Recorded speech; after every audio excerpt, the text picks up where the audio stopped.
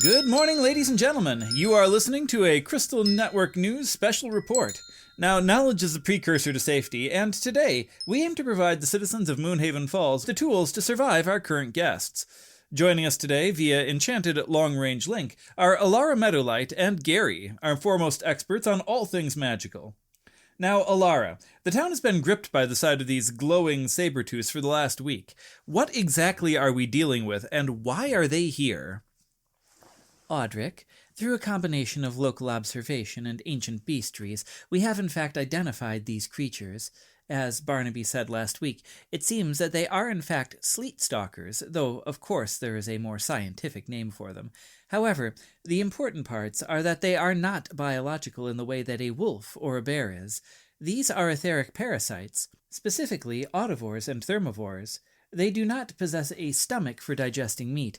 Instead, they have a crystalline organ that converts vibration and heat directly into metabolic energy. Aha! And the reason for their descent from the serpent's tooth? Now, keeping in mind that there has not been a great deal of study into these creatures, I would guess that it's a matter of concentration.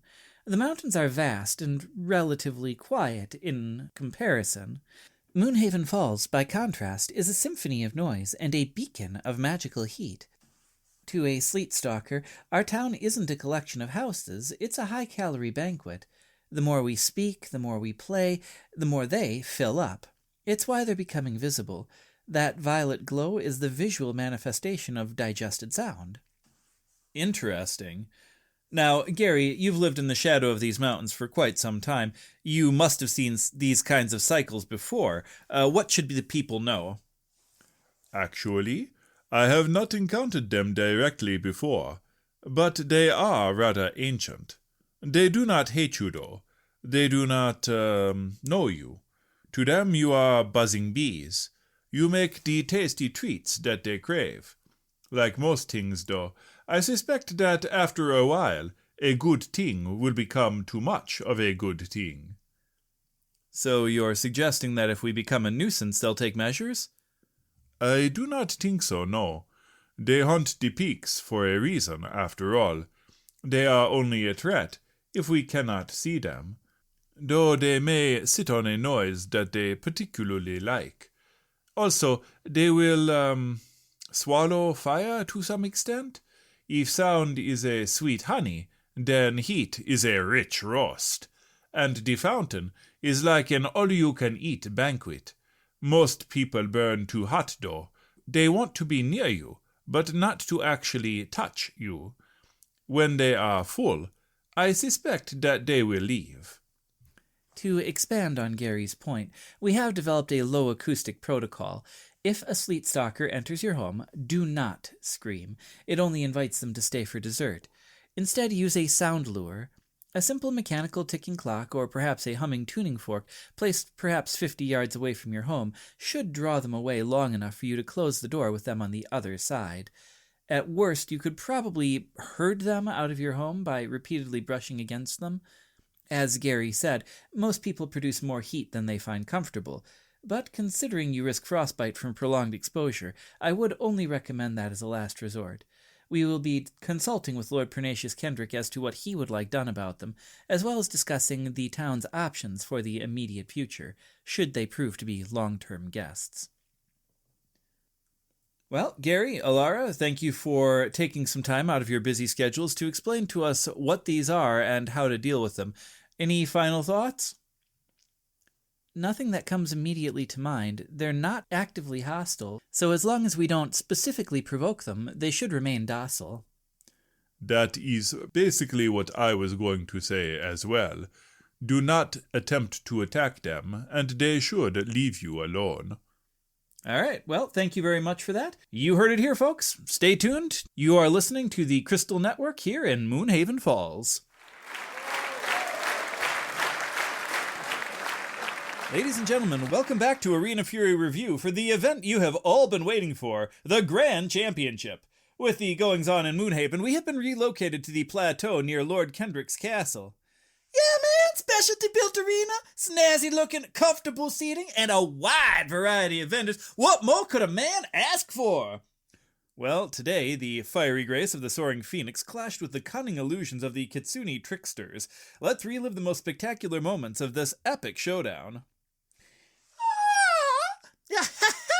Oh, tonight, folks, it was a battle of the birds and the beasts. Feathers flew, illusion shimmered, and the dodgeballs, the dodgeballs!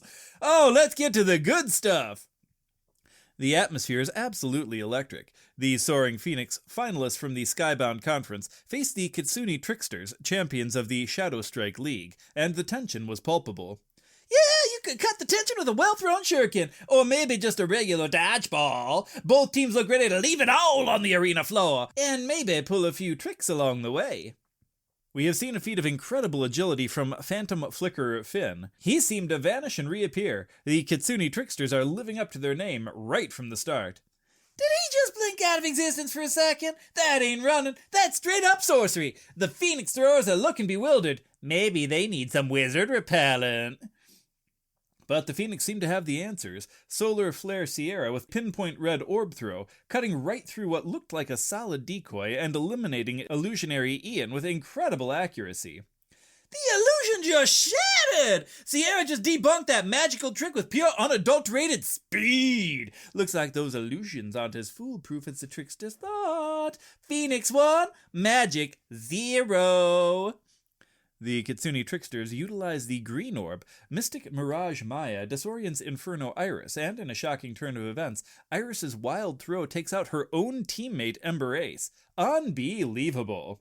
Talk about your friendly fire! Maya just turned the Phoenix against themselves. That is some top-tier trickery right there. Iris is probably seeing double, or maybe just regretting her throw. We also saw some incredible athleticism from Skybound Sky. Massive jumps across the gap as she snagged the blue orb. Talk about high risk, high reward. Yeah, Sky with the aerial grab of the century. She is like a majestic eagle, snatching its prey. If that prey was a glowing blue sphere of temporal manipulation. Around halfway through, the arena lights began to flicker erratically, a signature tactic of the Kitsune Tricksters. Their mastery of disorientation is legendary after all, and it's becoming a bit difficult to follow the action. Yeah, it's like a strobe light convention in here. My eyes are doing the tango. The Phoenix are going to need some night vision goggles to keep up with all those flickering foxes. Amidst the chaos, however, Shadow Step Silas of the Kitsune Tricksters emerged from the flickering lights to eliminate Sunstrike Soul. He didn't even see it coming. Poof! There he is! Silas just materialized out of thin air like a ninja made of moonlight. Star got bamboozled by the ultimate disappearing act. A crucial clear orb for the Phoenix, Wingspan Wyatt with a throw, and he sends Foxy Fury Fiona tumbling off the moving platform, a significant elimination. Launched! Wyatt just gave Fiona a one-way ticket to ground floor. Looks like the Fox couldn't quite stick the landing. Gravity won, Tricksters 0. And with the game down to the wire and just one runner left for each team, Ember Ace for the Phoenix and Phantom Flicker Finn for the Kitsune, the tension was palpable. The ultimate showdown! Bird versus beast! Fire versus illusion! My popcorn is gone, my nails have been bitten, and my heart is pounding like a drum solo! And he got him. Ember Ace with the final elimination. The Soaring Phoenix have done it. They are your Arena Fury Grand Champions for this year. The Phoenix Fire burns the brightest! Ember Ace with the championship winner throw. Finn flickered out. The Phoenix have risen to claim the ultimate prize. What a game! What a finish!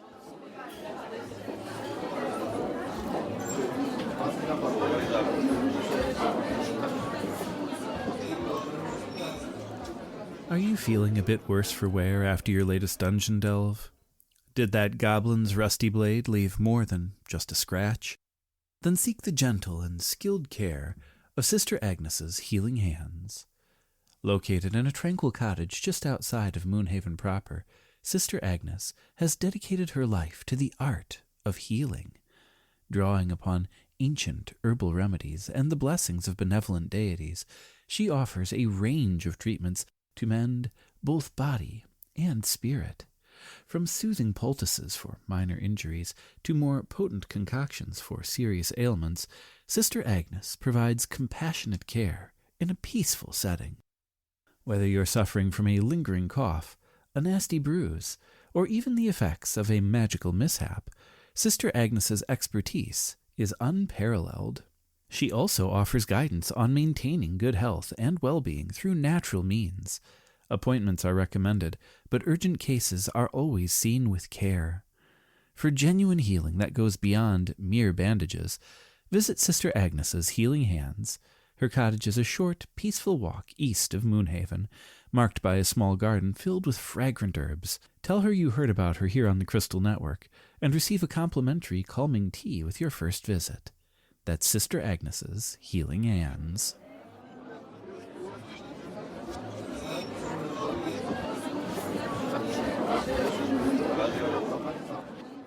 Good afternoon to you, my king and lords. A joyous greeting to the knights and the squires. A jaunty salute to the innkeepers, the merchants, and my fellow citizens from all walks of life here in the Lost Realms. Welcome back to Crossroads Chronicles, the show that celebrates the unexpected and often heartwarming stories of the individuals who shape the Lost Realms. Today we are chatting with a fascinating guest who's proving that beauty is truly in the eye of the beholder, no matter how many eyes that beholder may have. Please give a warm welcome to Pepper Petrican, founder of Monstrous Makeovers. Thank you for having me. It is a pleasure to be here. Now, Pepper, Monstrous Makeovers has been the talk of the town. You're offering image reimagining to the less humanoid creatures of the Lost Realms. What sparked this truly innovative business idea? Well, it was not a single lightning bolt.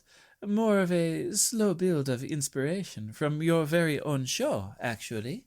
I have been a long-time listener, and 2 episodes really stuck with me.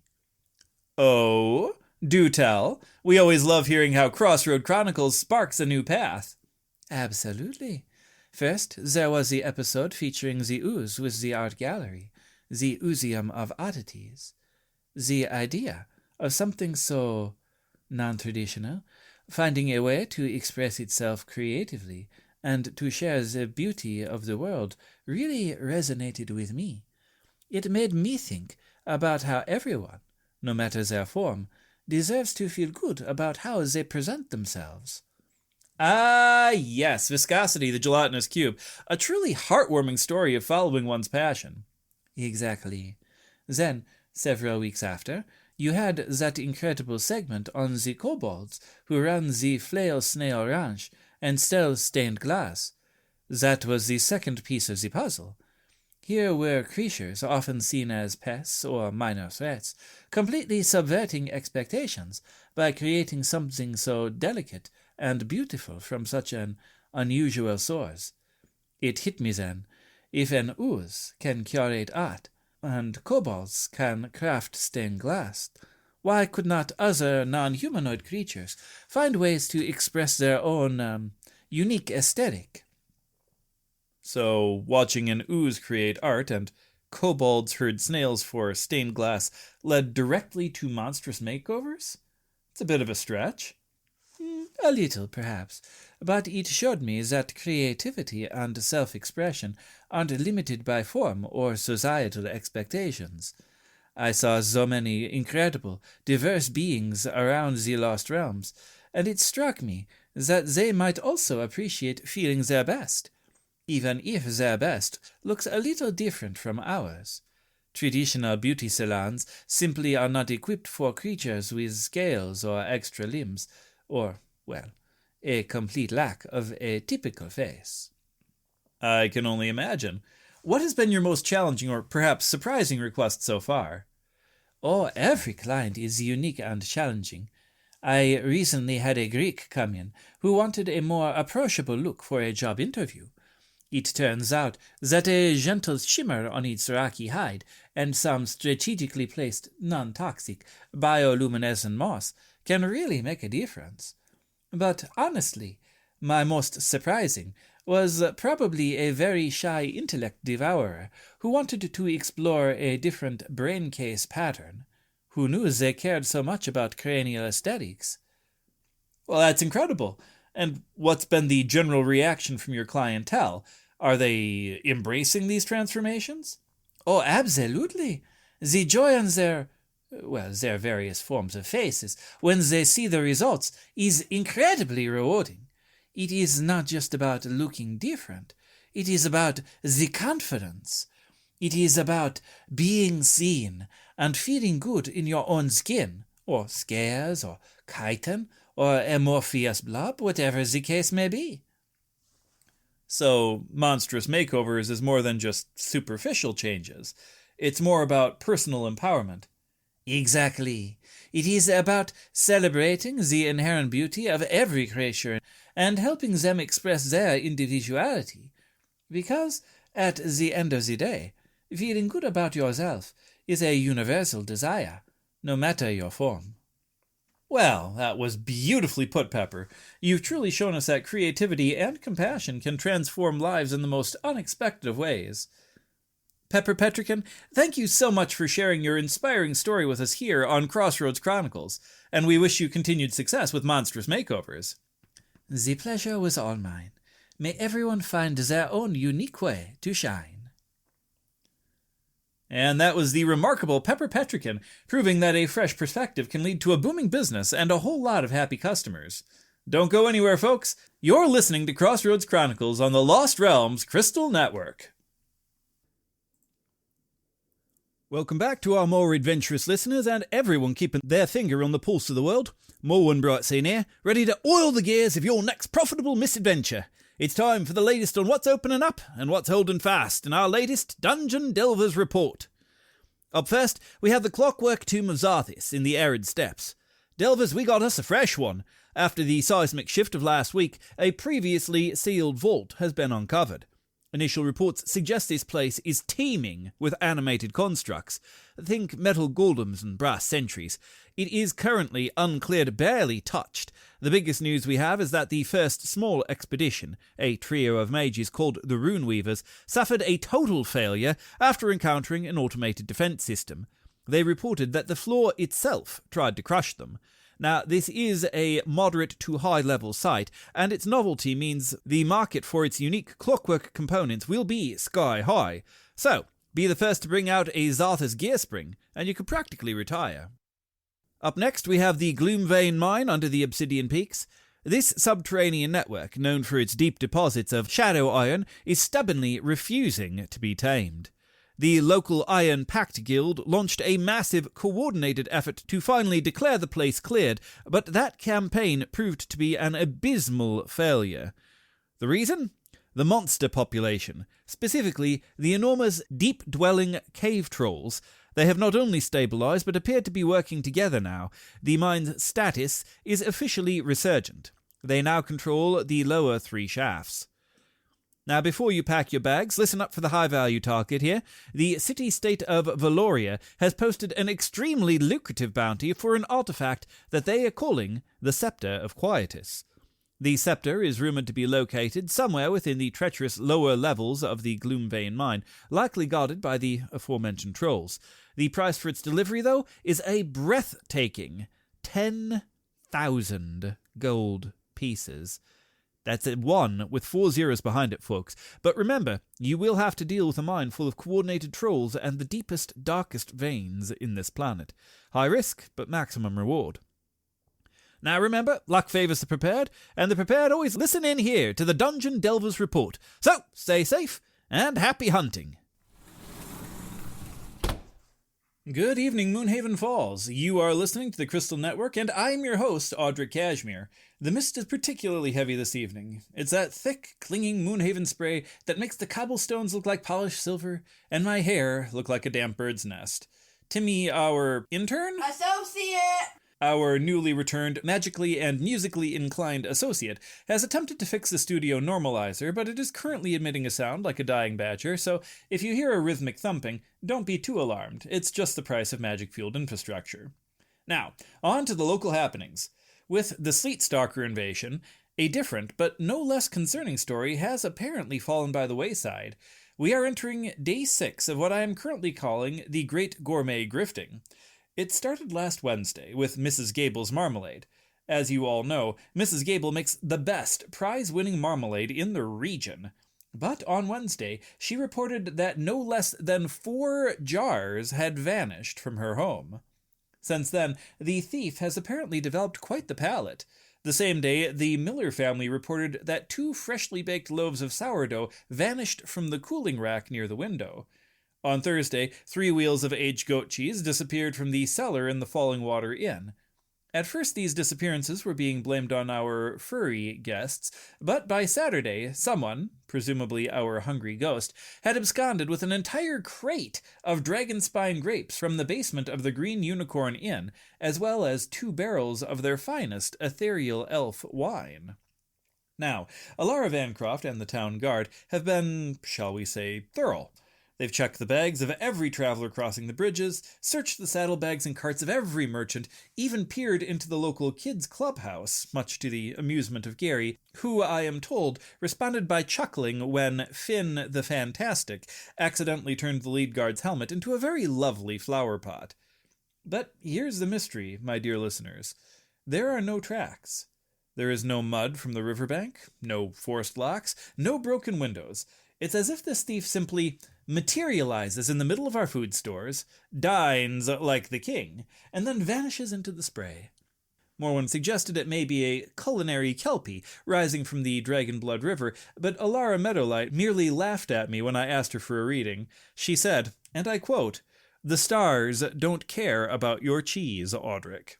So, lock your larders, Moonhaven, and if you see a man with crumbs on his chin and a suspicious amount of marmalade on his fingers, do let Alara know.